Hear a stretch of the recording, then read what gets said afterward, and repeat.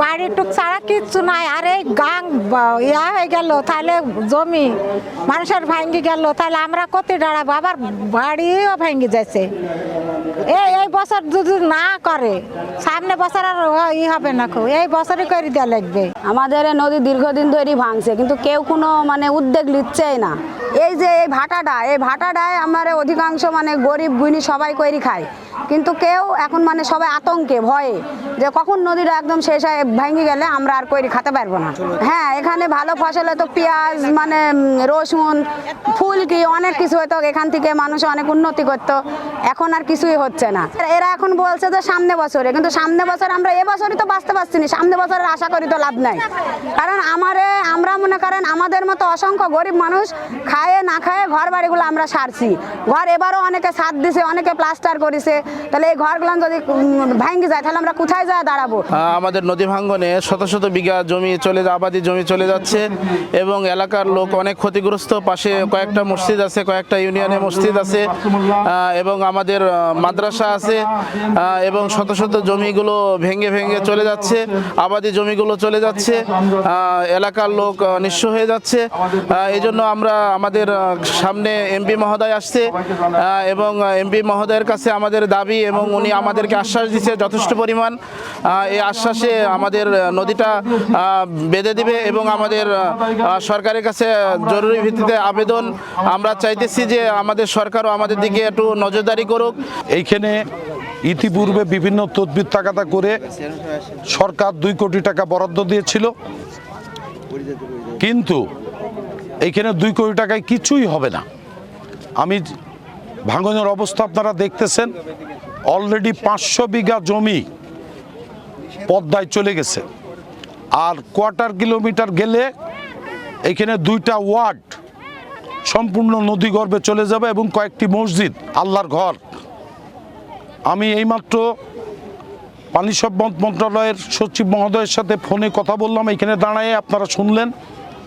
আমি তার কাছে অনুরোধ করলাম যে আপনি টিম পাঠায়ে আপনারা দেখেন কত টাকা এখানে লাগতে পারে। আপনাদের কাছে অনুরোধ, আমার মানুষকে আপনারা বাঁচান। কারণ বৃহত্তর কুষ্টিয়া জেলায় 8টি আসনের এই উপজেলার মানুষ আমাকে 80,000 ভোট দিয়ে নির্বাচিত করেছে।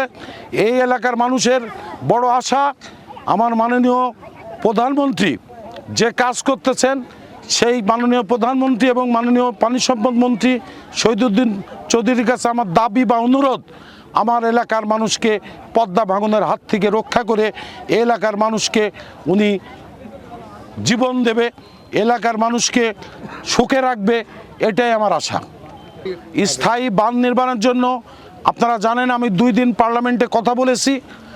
উনি আমার প্রশ্নের উত্তরে মাননীয় পানি সম্পদ মন্ত্রী শহীদুদ্দিন চৌধুরী উনি উত্তর দিয়েছেন ফিজিবিলিটি টেস্ট হচ্ছে, ফিজিবিলিটি টেস্ট হওয়ার পরে ওনারা সিদ্ধান্ত নেবে।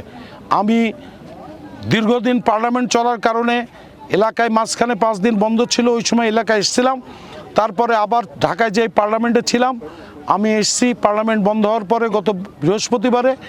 আমি এলাকায় অনেক কাজ আছে, বৃহত্তর কুষ্টিয়া প্রজেক্টের কাজ চলতেছে, লিস্ট চলতেছে বিভিন্ন রাস্তা, ব্রিজ, কালভার্টের, এই সবগুলি করেই আমি 10 থেকে 12 দিনের ভিতরে আবার ঢাকায় যেয়ে আমি মন্ত্রী মহোদয়দের কাছে আমার এলাকার উন্নয়নের জন্য আমি আপনাদের দোয়া চাই, যাতে আমি তাদের কাছে ধর্ণা ধরে আমার এলাকার উন্নয়নমূলক কর্মকাণ্ডের কাজগুলি বের করে নিয়ে এসে আমি আমার এলাকার জনসাধারণকে যাতে সুখে শান্তিতে বাস করে তার ব্যবস্থা করব।